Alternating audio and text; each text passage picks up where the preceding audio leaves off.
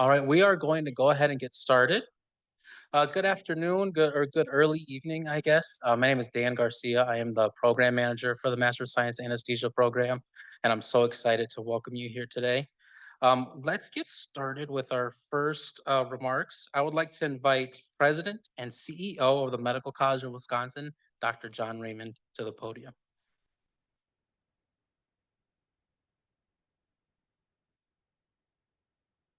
Thanks, Dan, and thanks especially to our students and all of their guests.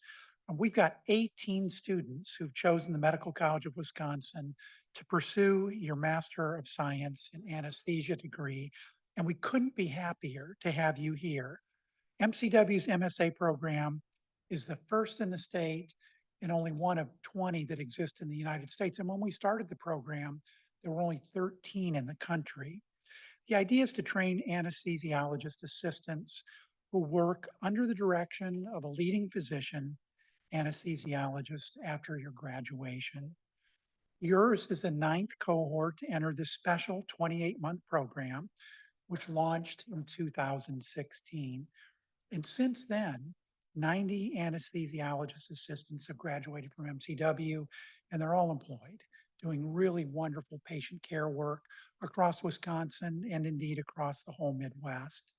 And I'm especially pleased to be here today with you to commemorate the beginning of your training, which with the placing of your white coat, which is an outward sign of your commitment to compassionate care for the patient and your commitment to scientific proficiency, and is also a hallmark of your entry into the profession as one of our colleagues. So congratulations and best wishes to our newest anesthesiology assistants in training. We're so proud of all of you and so grateful that you chose to join us here. And with that, I'm going to turn the program back over to Dan Garcia. Thank you.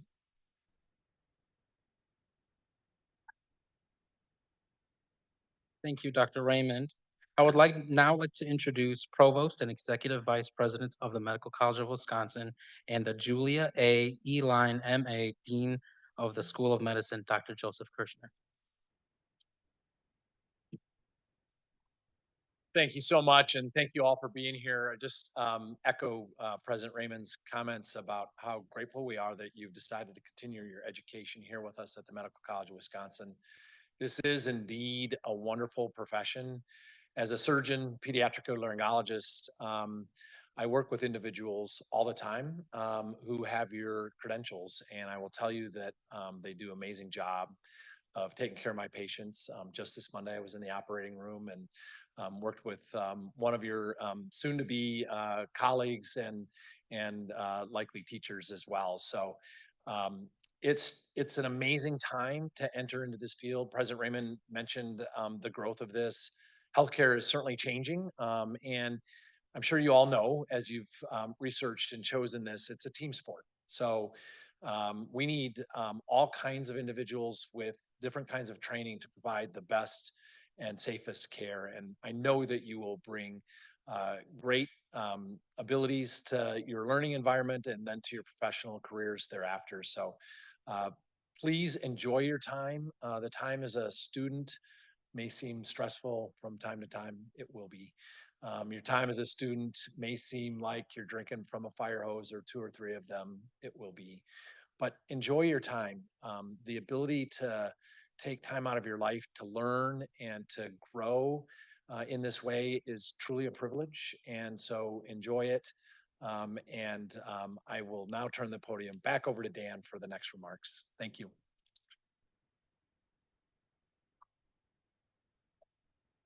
Thank you, Dr. Kirschner. I am very pleased to invite Dr. Cynthia Lean, the John P. Campine Professor and Chair of our Department of Anesthesiology at MCW, for our department welcome. Dr. Lean.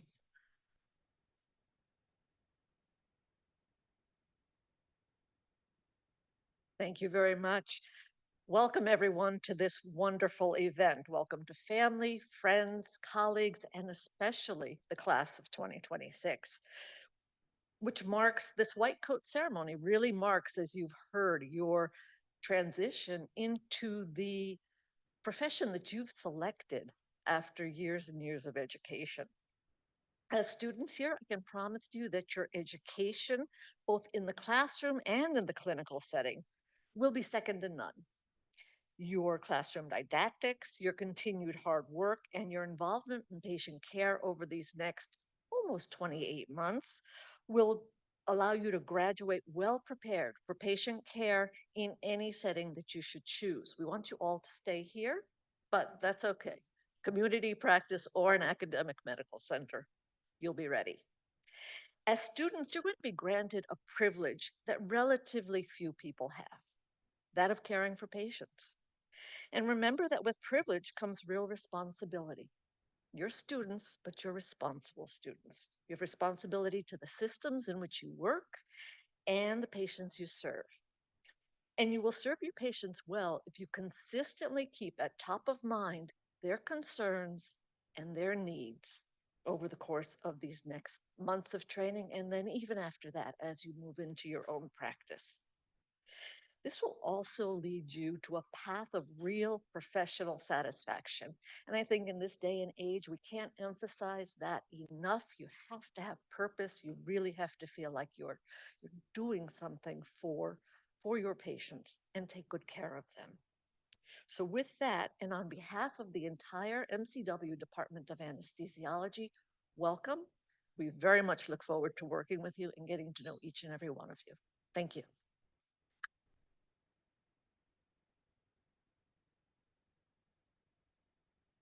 Thank you so much, Dr. Lean. I now would like to welcome Kyle Gom, the program director of our Master of Science Anesthesia program, to the podium. Kyle?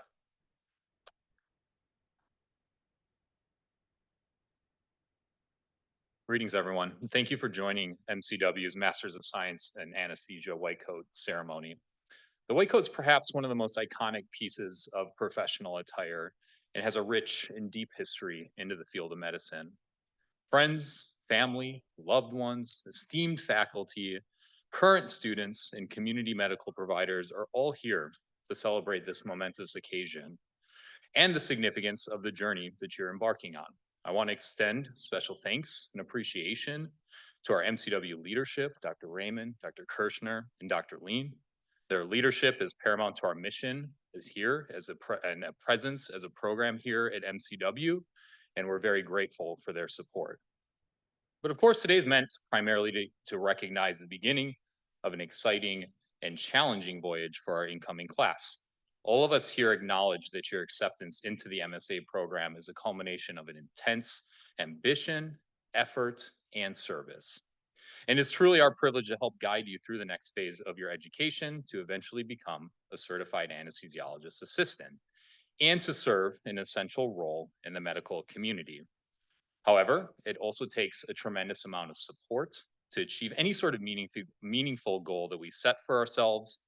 And much of that support is likely here with you all today or joining us virtually.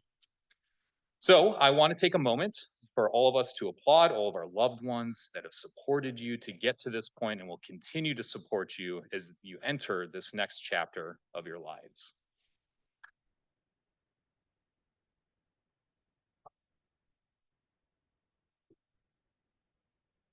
Trust me when I say that you'll need them from time to time, but I also want to caution all of these loved ones that sometimes giving support means to give space for you all to navigate the challenges of the next 28 months.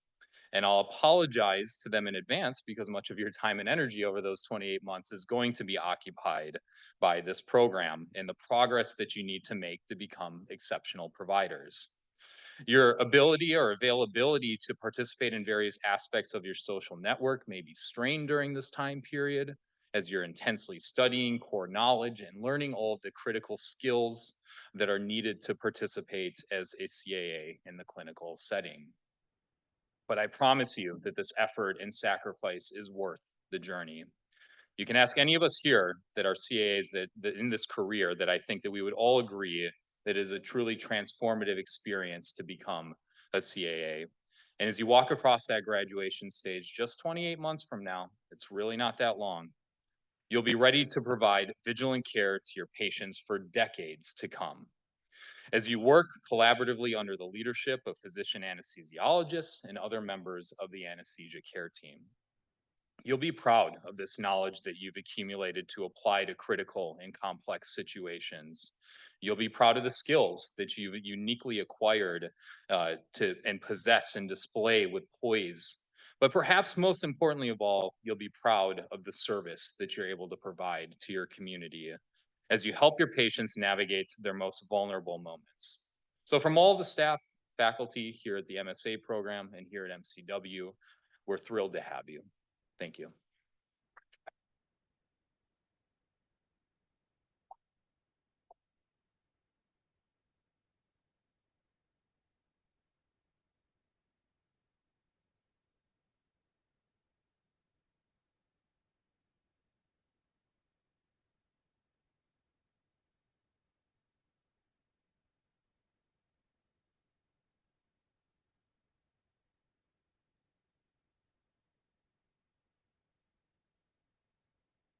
Okay, I would now like to invite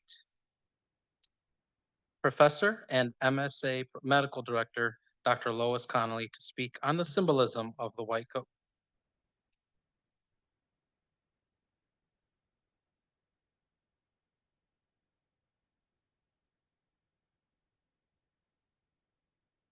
Hey, thanks. And welcome to the Medical College of Wisconsin. And to those who are joining us virtually, thanks so much for joining. Um, I'm going to talk a little bit about the white coat and the history and meaning behind this ceremony today. White coats, do we have a slide, Dan? Oh, you do. So white coats really have been a symbol of physicians, basically. You may be surprised to hear that in the late 19th century, physicians dressed themselves in black, and you can see on your right-hand side of this of the screen these uh, physicians dressed in black. I chose this slide specifically because it has a very specific meaning.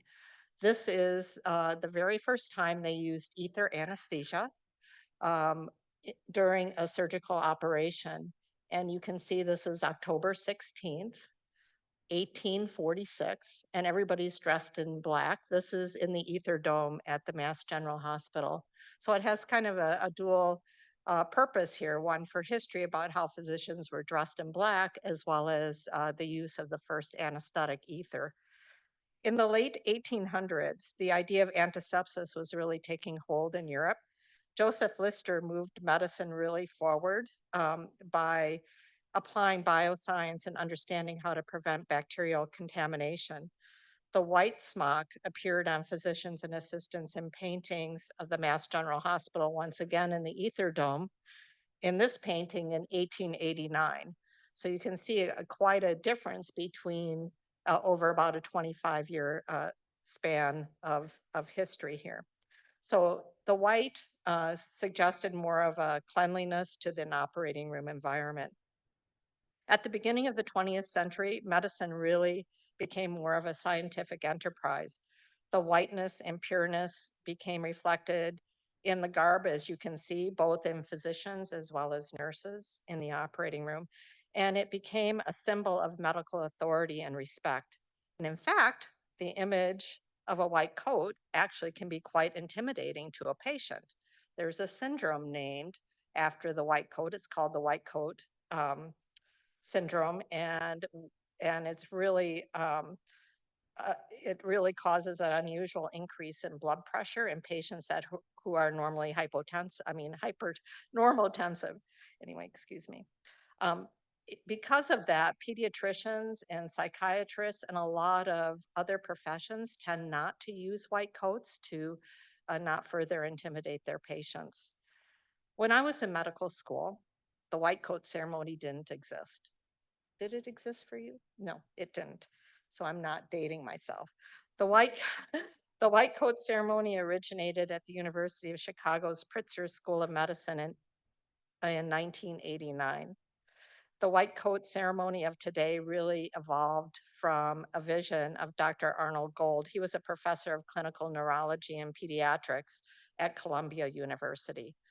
And he incorporated the Hippocratic Oath, which is traditionally taken at the end of your medical training, in with the white coat ceremony.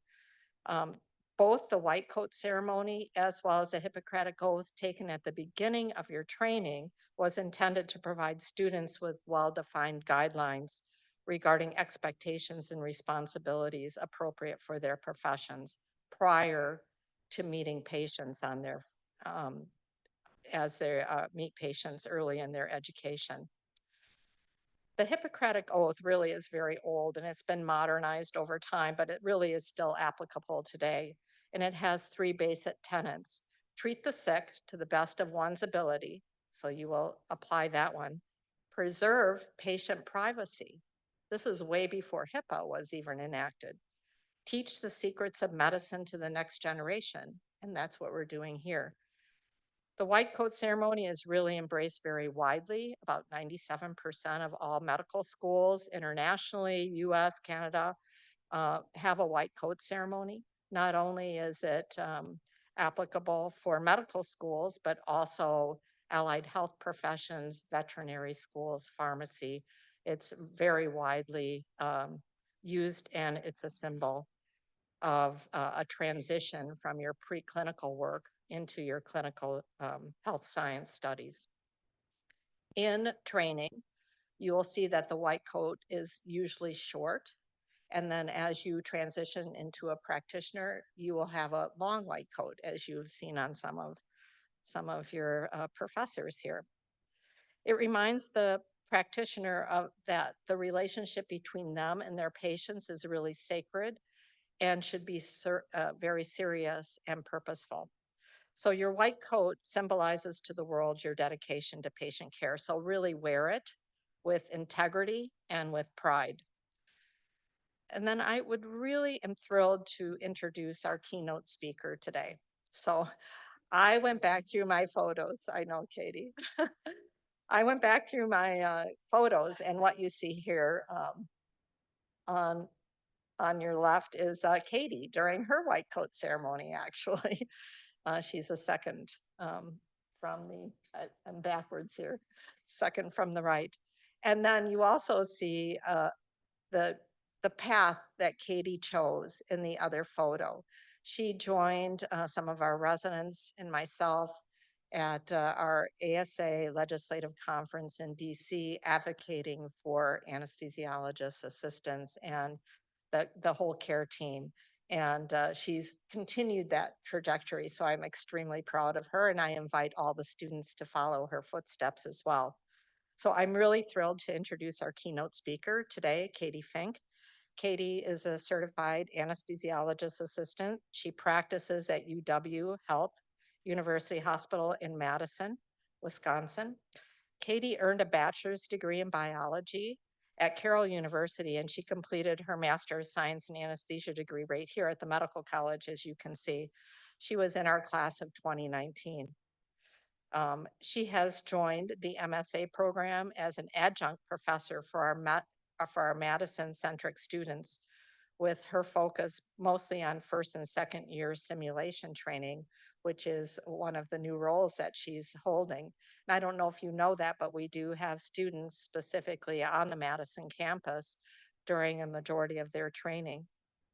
In addition to her teaching and clinical responsibilities, Katie has served on the board for the Wisconsin Academy of Anesthesiologist Assistants, and she's currently the organization's president. So that's one of her journeys that she'll keep up, I'm sure, too. So please join me in welcoming Katie Fink to the podium for our keynote address today.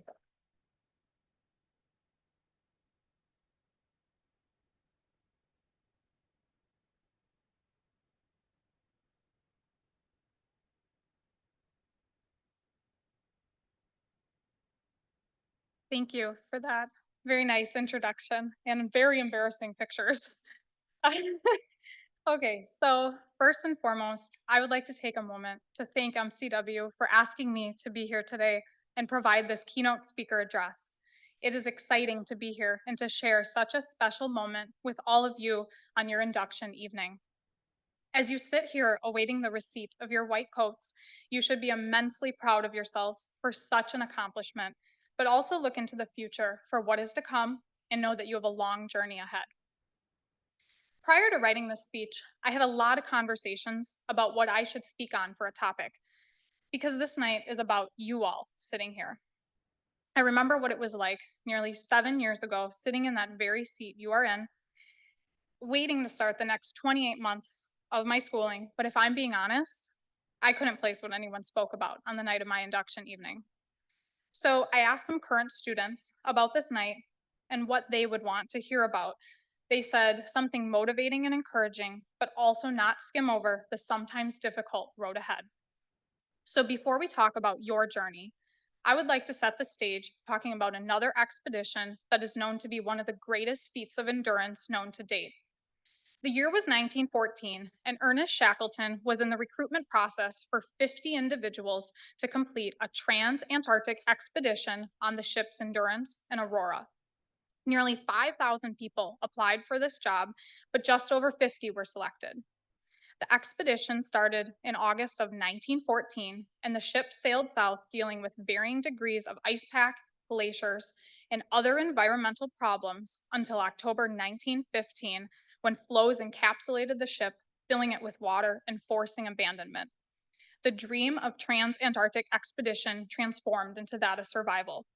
The long and arduous task of survival was grueling, with crew members suffering heart attacks, frostbite, and starvation. Their efforts of survival and self-rescue took nearly 1 year. Spoiler alert, every single member of this crew survived and made it back alive. So looking back in time, one would assume to complete such a feat, one would require scientists, skilled explorers, and other individuals with various technical skills and knowledge. But what is compelling about the recruitment process, though, is that physicists, geologists, anthropologists, and other scientists of varying degrees did apply, but Shackleton never talked to anyone about their specific branches of science during interviews. One famously qualified anthropologist and meteorologist went to his interview where Shackleton didn't ask about any qualifications. He merely observed the man and said, "Yes, I like you. I'll take you." And I guess the reason why I decided today to talk about a ship expedition with an eccentric captain over a century after the fact is because of what he said regarding his unconventional recruitment tactics. He stated that people required 4 qualities to be well qualified for expeditions: optimism, patience, imagination, and courage. Shackleton believed that the most important attribute was one's attitude. You all have the fine qualifications to be here. You've been through the application process. You've been chosen for the job. I would be standing here lying to you, though, if I told you the road ahead is easy. You are not starting a 28-month vacation. You are starting an extended journey to become highly skilled medical professionals to deliver safe and high quality anesthesia care. When you emerge on the other side of the next 2 years, you will be taking care of people daily during the most vulnerable time in their life. Thanks to medical shows, anesthesia kind of gets the public perception that we just sit back and do nothing after we put in an airway. But there's a reason we cannot step out of the room without someone to stand in our place. There is not a workday that goes by that I don't remember that I literally have someone's life in my hands. I also don't ever forget that they trust me to do this after a less than 10-minute meeting before being brought back to the operating room. Anesthesia is one of the most vulnerable specialties for patients for this reason.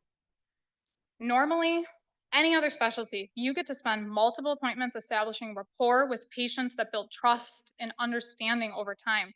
You get to be awake and involved in your own care and decisions normally. So you set the stage daily for how you want to approach this program. What I find most inspiring about the Endurance expedition is the way in which its crew members were selected. Shackleton knew he needed scientists. He knew that they had to be well qualified, but he understood that while you can be the smartest person in the room, without the mental fortitude and attitude, you may not be a good member for his crew. It is up to you to choose your attitude. Here is my interpretation of Shackleton's 4 qualities and how I interpret them to apply to anesthesia during this program, but also your future career. Number 1, optimism. You can interpret this in many ways, but I would like you to be optimistic to believe that everyone has your best interests in mind, specifically as you go through this program. It is not a personal attack to be asked questions or provided with feedback. As a student, it is okay to not know the answer to something because you're not the primary provider responsible for the patient, but you are training to be that provider. Yes, we have electronic resources and you could look things up, but when seconds count, your anesthesia knowledge must be ingrained in your mind. I remember being a student, and it can feel embarrassing to have your preceptor tell you everything you did wrong, but your preceptor is telling you to help you correct those mistakes. We want to see you succeed. When you respond to a code later in your career and you are the only person in the room able to place an advanced airway and save someone's life, you will be grateful for that arduous training that you went through. Number 2, patience. Patience really is a virtue for yourself and your future patients. Remember when I told you about how vulnerable a time it is for patients to receive anesthesia? It's incredibly routine for us to put people to sleep because we do it multiple times a day for hours at a time, days on end, and we see all the successes. A lot of patients only hear about crazy incidents that end up in the news or on wild internet forums. How many times have I explained to patients that yes, propofol is safe, and when Michael Jackson died from it, he was not being monitored, nor was it administered by an anesthesia professional? How many times have I explained that actual intraoperative awareness is incredibly rare, and it is a less than 0.13% chance of waking up in the middle of surgery during a general anesthetic? The frequency at which these questions come up is still surprising to me, but enough so that it shows the fear of the public with the specialty of anesthesia. So have patience for your patients. They deserve it, and most are not specialized in our field. In fact, a large proportion of patients do not have the highest level of health literacy.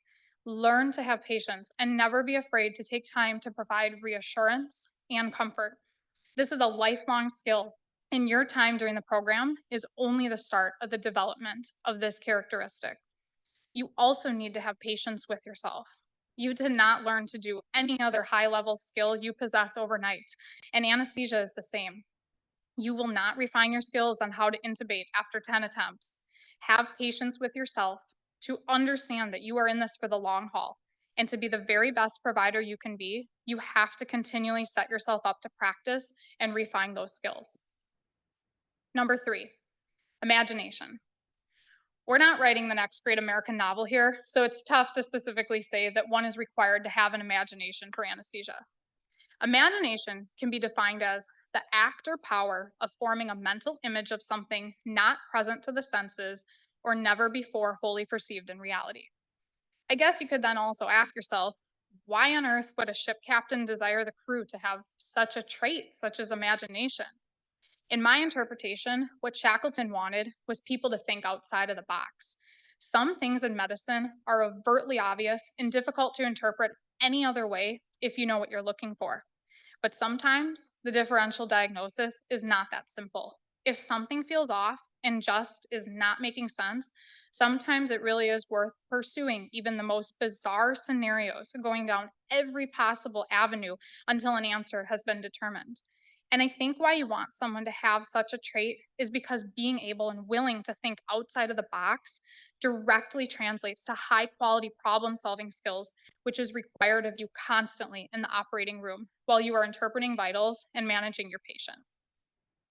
Number 4, courage. If you're going to embark on a journey, you better have some grit. The process of completing anesthesia school is challenging. From the didactics expected of you to the stress of clinicals, it will challenge you, and perhaps at times of hardship, make you question if you made the right choice. Just remember that you did make the right choice, but the road to completion is not always easy. You are going to be challenged and at times feel beat down. One day, you will find yourself in a situation with a critically ill patient where you will be pushed to the edge of your clinical skills to keep someone alive in a daunting scenario. Perhaps you will need to speak up to a surgeon regarding your concerns about the patient or the operating room environment. The ability to harness such a skill in times of turmoil will both carry you through anesthesia school, but also distinguish you later as an excellent provider.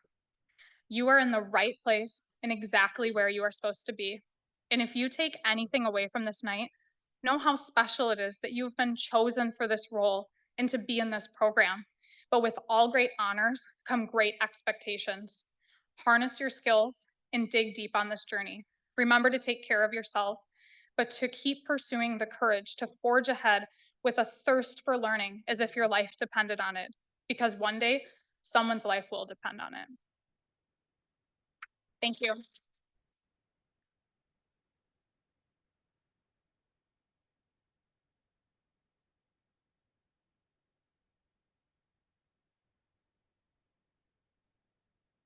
Thank you so much, Katie.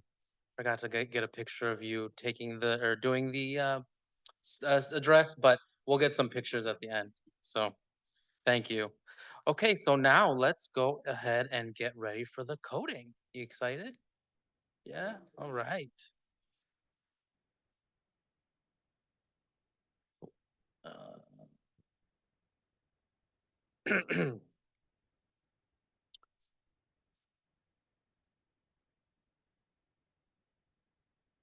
So it is a MSA program tradition here that members of the second year class welcome the first year class to the program by putting one of these amazing MCW gold pins on their coat. So I would like to now invite Lauren Lunar, President of the Class of 2025 Student Government Association, to the floor. And if you could make your way to the mark right there, thank you. Next, I would like to invite Nicole Bauer, MSA faculty, to the floor to coat our first group of students. Nicole, if you could stand right here on this mark. And then will the first 6 students please stand and make your mark or make your way to the mark right here on the floor. So in addition to the coding and the pinning and all of the wonderful celebration feelings that we'll have today, the students are actually going to step to the microphone and offer a word of thank you to those who have helped them on their journey to the program. I'm going to make sure that the microphone is on for the first student, but if Michaela Anderson can come to the microphone, please.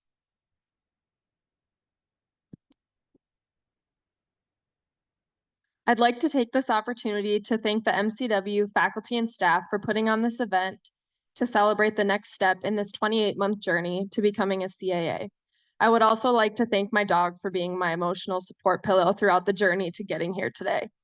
But more importantly, I'd like to thank my parents and my friends who have always believed in me and encouraged me to do big things, even when I didn't always believe in myself. I wouldn't be here today without you.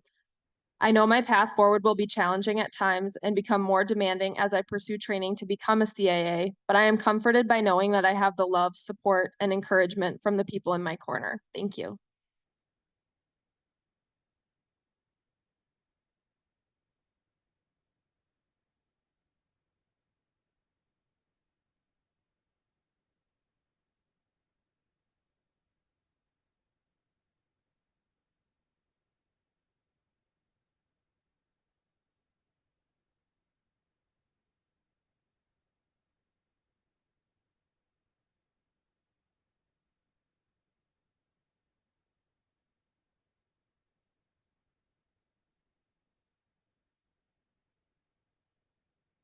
Tanissa Banky. Bear with me, all. I come from good people, so I have lots of thank yous. So I'd just like to start with Thandicare Appleton, the group up there. They're awesome. Thanks to the anesthesiologist for letting me jump in the ORs whenever I got a chance or got some free time, and to follow them around like puppy dogs and ask questions. Thank you to my PACU nurses for their encouragement and their growth mindset. Thanks to Mike and Roger for your encouragement and guidance. And thanks to Ryan for being my mentor, who, if he wouldn't have walked through the door a couple years ago, I probably wouldn't be here today. So thank you for answering all my questions and for getting me here. Thank you to my family.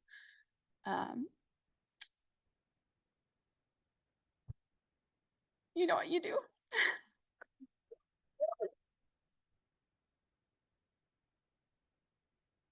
Thanks to my brother for paving the way, and for my sister-in-law for getting us into anesthesia. Thanks to my sister for dragging me through nursing school. Thanks to my parents for taking care of Win. And thanks to Win for being my why. And thanks to Joe for fielding all my calls on the way home. Just thanks. So here we go. We can do hard things, even though we don't want to, okay? We can do hard things.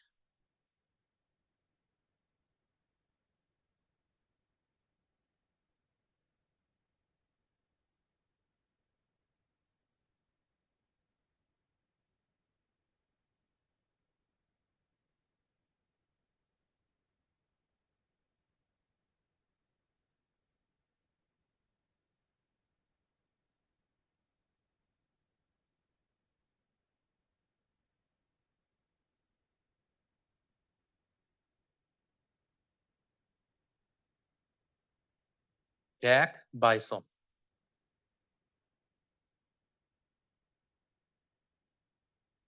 Hello, everyone. I just want to take a moment to thank my family and specifically my brother for always being there for me and giving me the courage to take the first step into this training and always being there for me throughout. Thank you.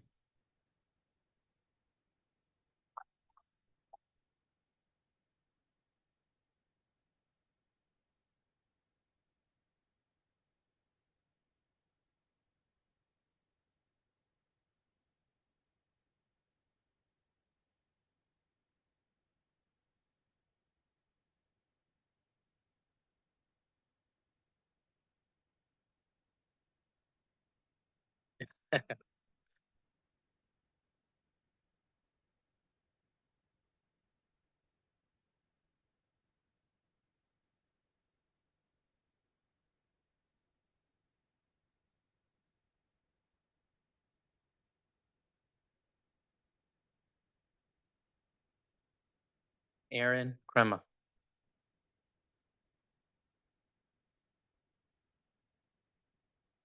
I just wanted to say thank you to all my family and friends who have supported me throughout this long journey to get here.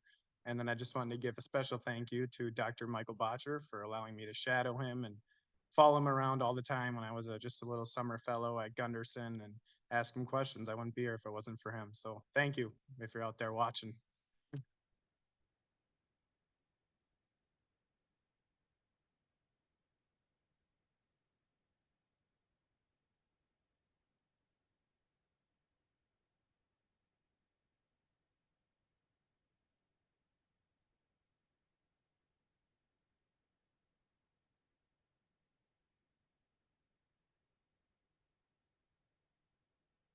Josie Duamena.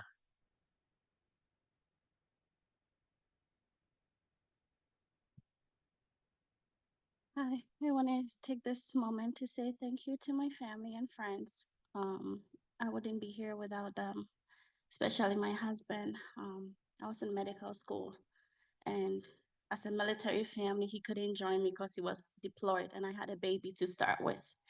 So when my baby got sick, I decided to withdraw from med school, and I didn't want to go back to school. But my husband and my friends, they pushed me to start this program because I did not want to do anything afterwards. So right now, my daughter is with my husband right now because his boss decided not to deploy him if he is going to be with my daughter. So I really want to thank them so much for taking my daughter so that I can be here to go on this journey. And I thank you all for the support.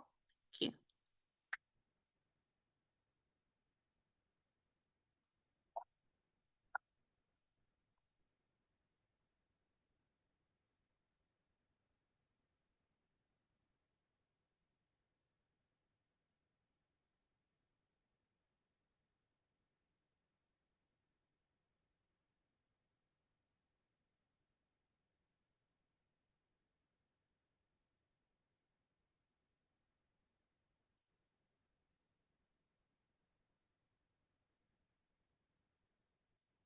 Megan Yogfeld.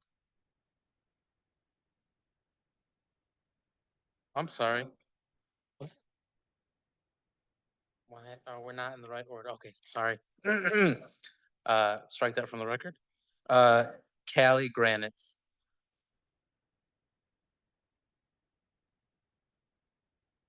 Good evening. I'm incredibly grateful to be here today, and I couldn't have reached this milestone without my family.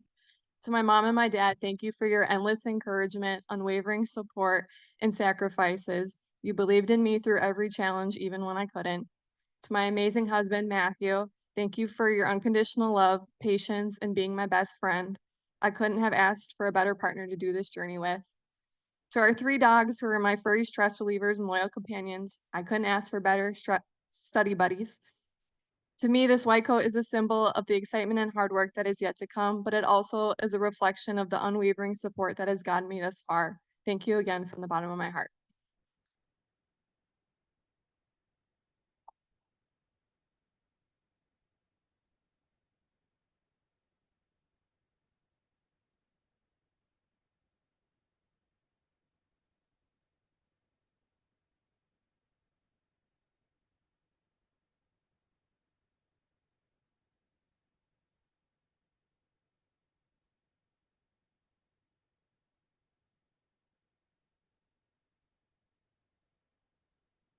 Will the next 6 students please make your way to the marks? Can we give a round of applause to Nicole and Lauren?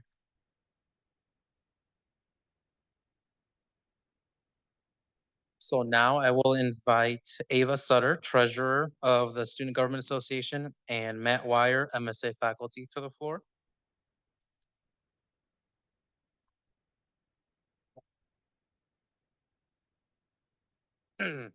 Now it's Megan Yockfeld. Hello. I just want to first start off by thanking the MCW MSA staff for giving me this amazing opportunity. I know this was the most competitive cycle that they had seen yet so far, so to be given even a spot to do this is something I'm extremely grateful for. Secondly, I just want to thank my family, specifically my mom, for always being there and advocating for me, which I will do the same for my patients. I would also like to thank my sister Abby for coming across this program and encouraging me to apply.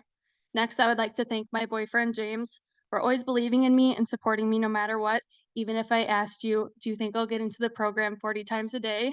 And then one last special shout out to my 2 cats for getting me through the emotionally stressful parts of this process. Thank you.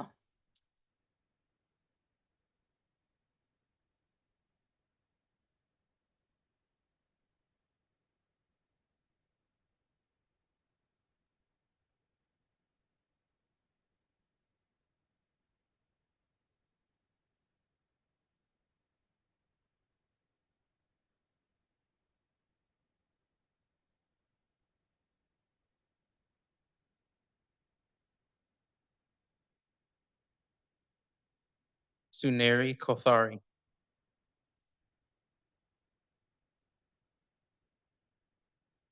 Hi, everyone. I want to take this opportunity to say thank you to my wonderful parents. I would not be here without their love and support. Thank you to my friends for studying with me and being a source of motivation to always keep pushing forward. And finally, thank you to the faculty here at MCW for giving me the opportunity to pursue this amazing profession.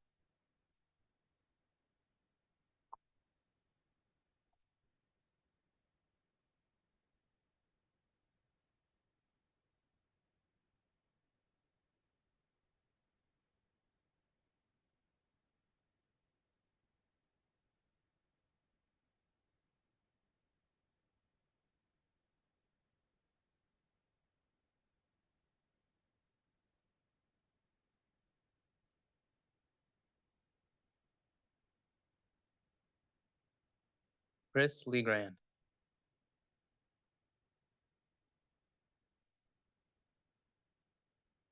Hi. I'd like to first thank MCW, particularly the MSA, staff, faculty, adjunct, and even the student mentors for agreeing to take me along to teach me how to become a CAA. I'd like to recognize and thank 3 individuals. Got Laura Wyatt, Randy DeGrief, and Craig Beversdorf for cluing me into the CAA profession and agreeing to take me on under their wing and teach me how to become a CAA. Also be remiss if I didn't thank my parents for their many sacrifices throughout my life and instilled a drive to achieve all I can and a perseverance to get through it even when times are tough. I'd like to thank my 3 sisters watching virtually. Each one of them played a unique role in shaping the goofy person standing here before you right now. I'd also like to thank my close friends and external family members for their years of support throughout the rest of my medical journey and education, for never failing to be there for me for thick and thin. I'd also like to thank my in-laws who are behind me 100% in this endeavor and want nothing but the best for me. And last, but certainly not least, I have to give my deepest thanks and appreciation to my wife, best friend, partner, Jen, for her unwavering support and unconditional love throughout many chapters of my life, including this one. She also wants the best for me, and I hope to make her and everyone else on this list I've just named off incredibly proud over these next 28 months. Thank you.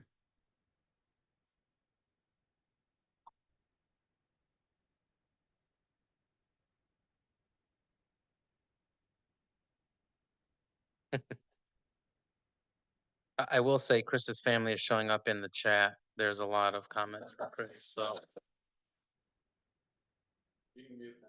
Yeah.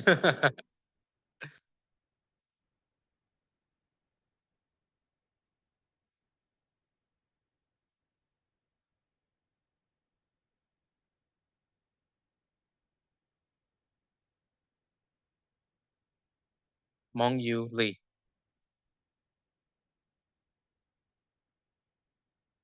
Good evening, everyone.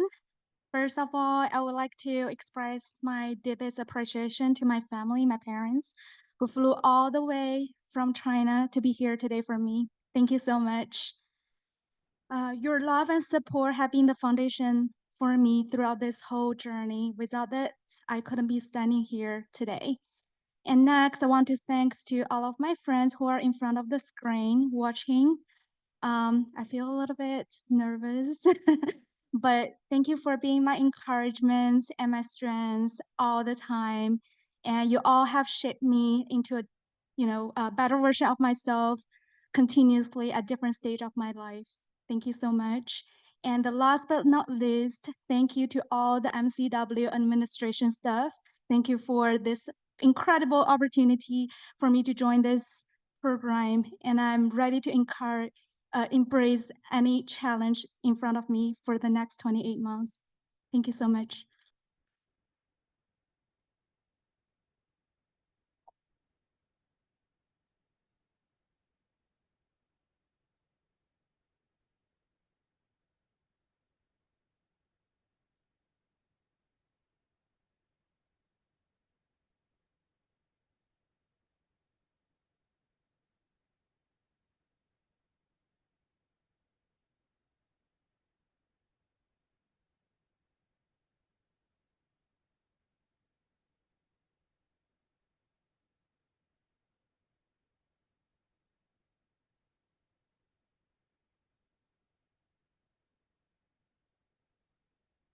Daniel Lippian. Oh boy, this is pretty surreal for me. I don't really think I'm here for anything that I've done. It's really more the humility and the generosity of the people who have been in my life. They're the reason I'm here. So that would first be my wife, who probably the mark of a good partner is somebody that has to put up with you even when you're not at your best. So unfortunately for her, that means she has to put up with me every single day. Um, but I don't know why she does it. Gonna have to, she's got to have like a mental health check when this program's over, I think. But I wouldn't be here without her. To Dr. Jim Gibbons in St. Louis, to Gary Jones, program director at Auburn. He was my program director when I was in an anesthesia program quite a long time ago. And I didn't finish back then. And when I called them a year and a half ago and said, I've got a crazy idea, what do you think about me trying this again? They didn't laugh me off the phone. They supported me and they said, what can we do to help? And then they gave me probably the most important thing that anybody can give another human being, and that's their time. So thank you both. When I was a kid, I had progressive scoliosis of the spinal cord. It was a deadly disease. Luckily for me, I had two loving parents who gave the time and money and resources and energy to save my life. So I wouldn't even be in the world today, let alone this room, if it weren't for the two of them. And not everybody has two great parents like that. So thank you both as well. And then to my oldest brother, John, he's been the best big brother a guy could ever ask for ever since I can remember. He's a CAA down in Florida, and he's kind of always been there for me. He introduced me to this profession. He pointed me in the right direction. He's always been there for me. So thanks to John, and then to the program committee and everybody here. Not too long ago, I was running a small business and kind of felt like damaged goods because I tried this and it didn't work out. So, when somebody has a lot of regret in their life and people reach back across the aisle to them, and people that are so accomplished and people of such integrity, such as yourselves, it means the world. You'll never understand the gratitude that I have to all of you for giving me another shot at this. And thank you for choosing me. Thank you for making me part of your family. And for part of the MCW family, this place is great. I'm blown away by the levels of organization, by the way you put students first. It just means the world to me for you picking me and for me being here. So thank you all.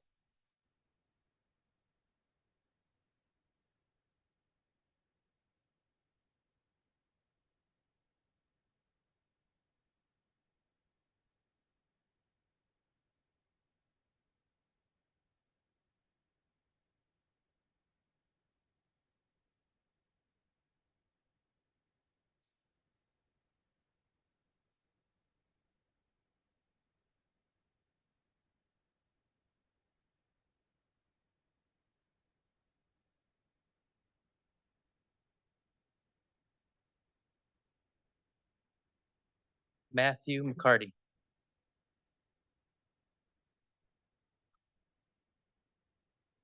First off, I'd like to take a second to just thank everyone for being here tonight. It's truly heartwarming just to see how much support out there, not only for me, but for my classmates as well. First, I'd like to thank a lot of my former friends and teammates and coaches in my baseball career who, without them, I don't think I would have um, kind of become the person I am today. And I've learned a lot of really good experiences from them. So again, thank you. Second, I'd like to take a second to thank my girlfriend. She allowed me the time to kind of figure out what I want to do with my life, and she was always super, super patient with me for that. And I'm looking forward to going on this next step in our lives together. Finally, I want to take a second just to thank my parents. Their career and education has really kind of um, essentially brought about my lifelong learning and my desire to just keep improving myself in that capacity. And their support throughout this whole process has really kind of just meant the world to me. So again, I want to say thanks to them. Thanks.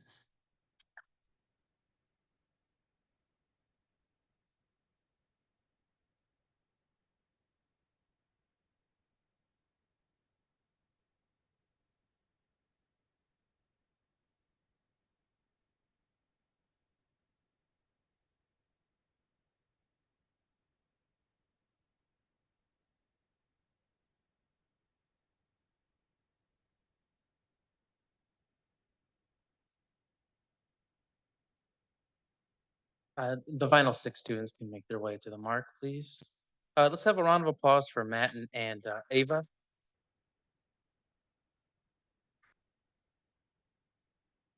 I would now like to invite Carissa Murphy, our student government social media representative, to the floor, and Mackenzie Reed, MSA faculty, to the floor.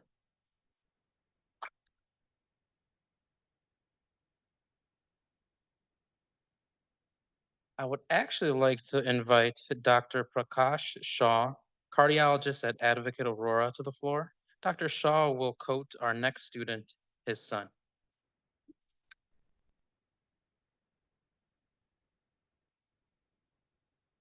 Sagar Shaw. Hi, everybody. First and foremost, I'd like to thank my father for being my role model and someone I can look up to every day. I appreciate everything you've done for me and provided for me whenever I needed it. Every time I wear this white coat, I'll be thinking of you and trying to become the provider and person that you are. Next, I'd like to thank my mom and my sister who are here with me today for your unconditional love and support throughout this journey. And words can't describe how much you guys have done for me. So thank you. Lastly, I'd like to thank my partner and my friends who couldn't be here with me today, but I wouldn't be here without any of you guys. Thank you, and I hope to make you guys proud over the next 28 months.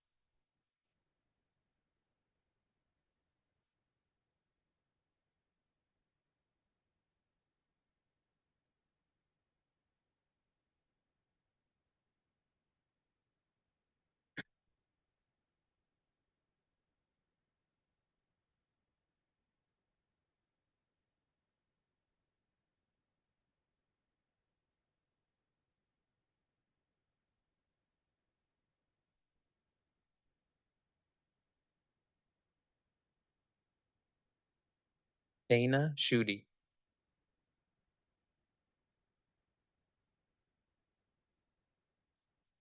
Good afternoon or evening, I guess, everyone. I'd like to extend my deepest gratitude to my friends and family who have supported me every step of the way to get to this point.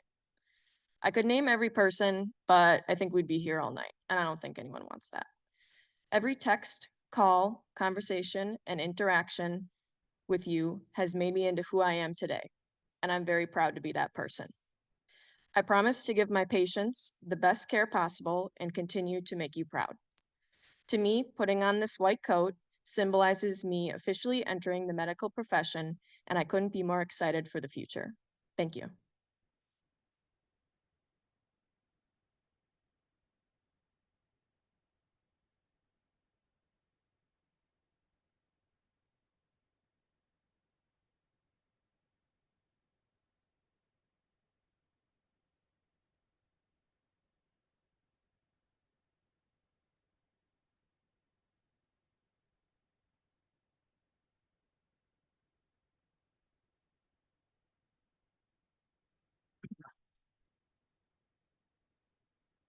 Shane Smart.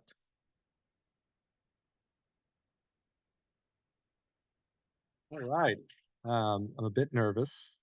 Don't like public speaking. Megan, you're laughing at me right now. um, yeah, so I want to thank the faculty and the MSA family for welcoming me into this program. Um, you know, it's such an opportunity to be able to find something that you genuinely love and that you care to do, and to be able to go and pursue that. My dad up there always said that you spend about 40% of your life in the job that you pick, so you better pick the one that you're good at and that you love. So, but with that, I love my parents. You know, they've been so supportive, and I might not always show it, but you know, you're always there for me. And Megan, just keep sticking through it. Love you. All right, Aaron Gobra.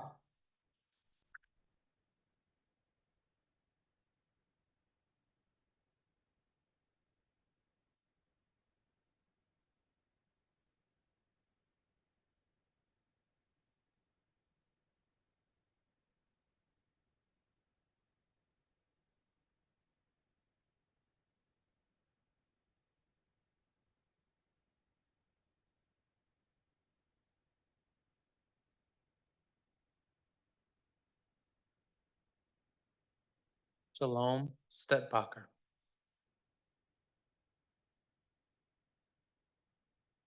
Hi.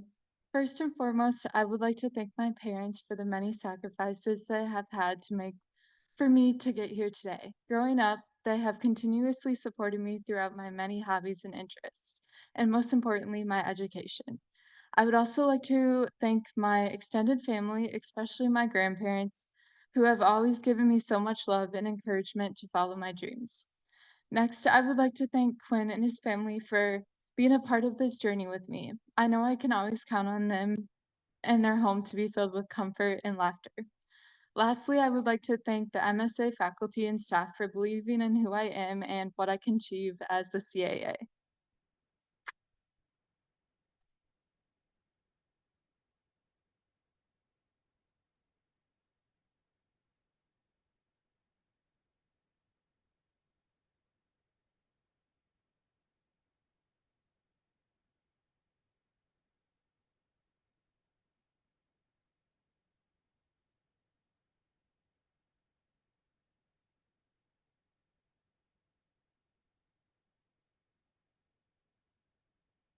Maham Omar.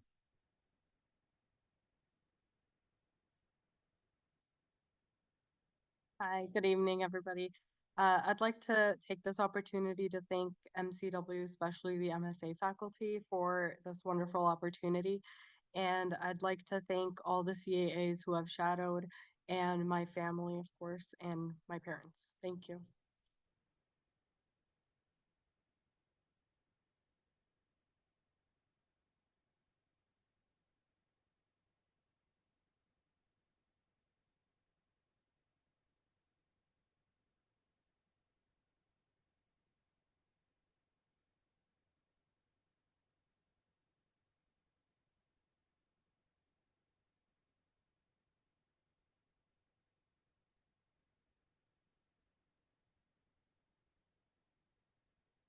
Maya Veenstra.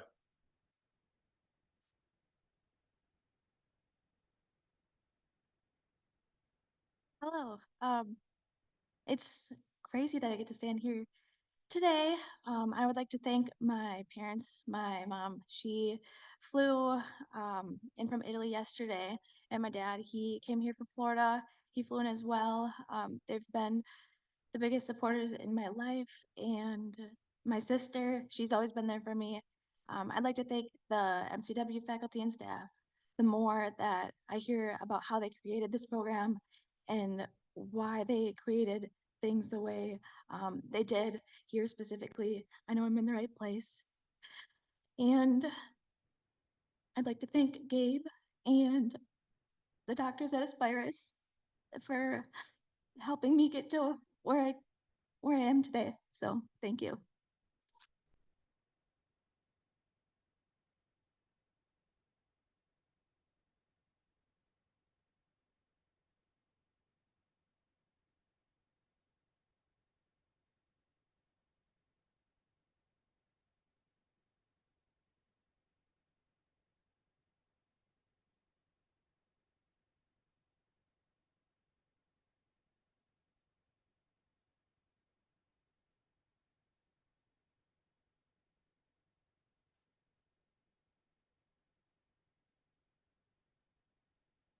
Marissa McKenzie, thank you. You may sit.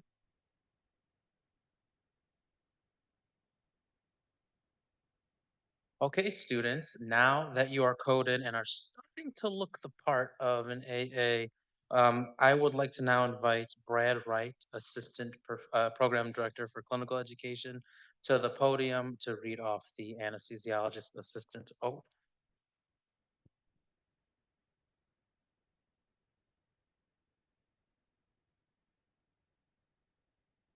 Thank you, Dan. All right, students, please stand, as well as my fellow practicing CAAs. Please raise your right hand and repeat after me. I hereby solemnly swear, in the presence of all assembled today, to carry out to the best of my abilities the following oath. I will strive to reduce the suffering of my patients at all times,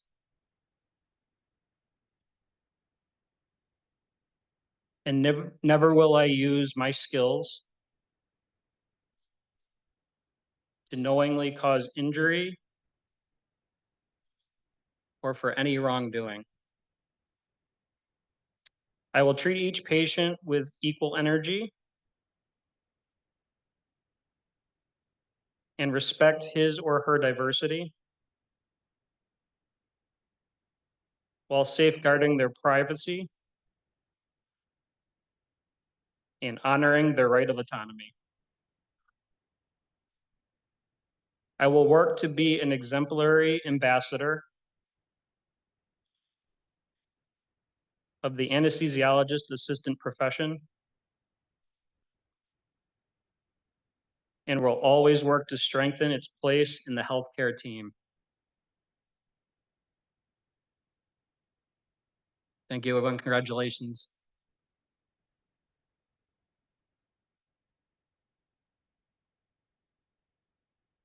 Okay, everyone, you can now be seated. To close us, I would like to invite Victor Velasquez to the podium. He's the class of 2024's SGA president.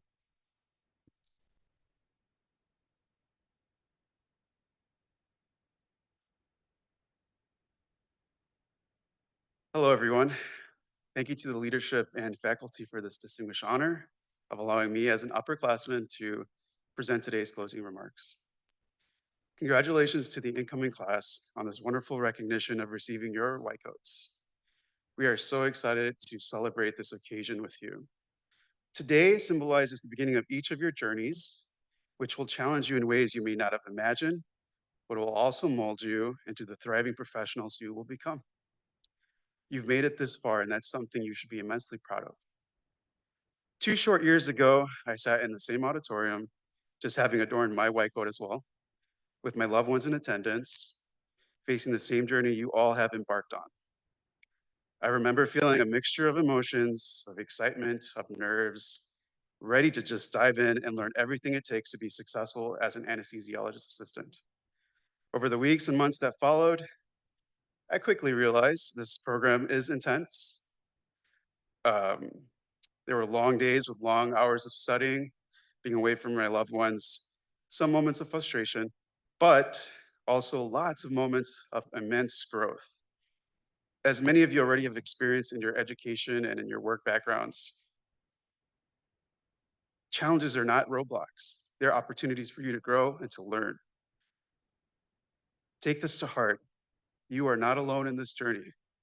We are all here to support you, to work alongside you, and to cheer you on.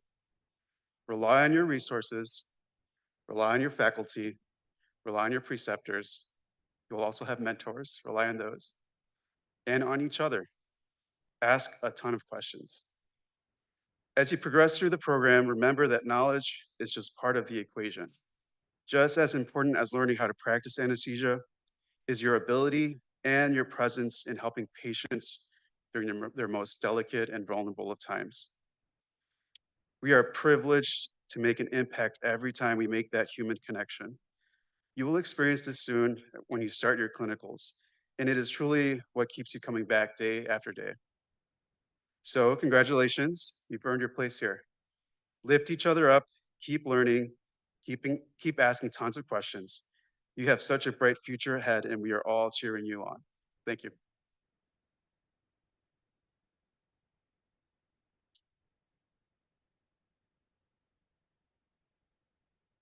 All right, everyone, that concludes the white coat ceremony. I do have a couple of announcements before we get up and start walking out. I do want to thank Kelsey Norrell. She is the brains behind a lot of the organization of this event.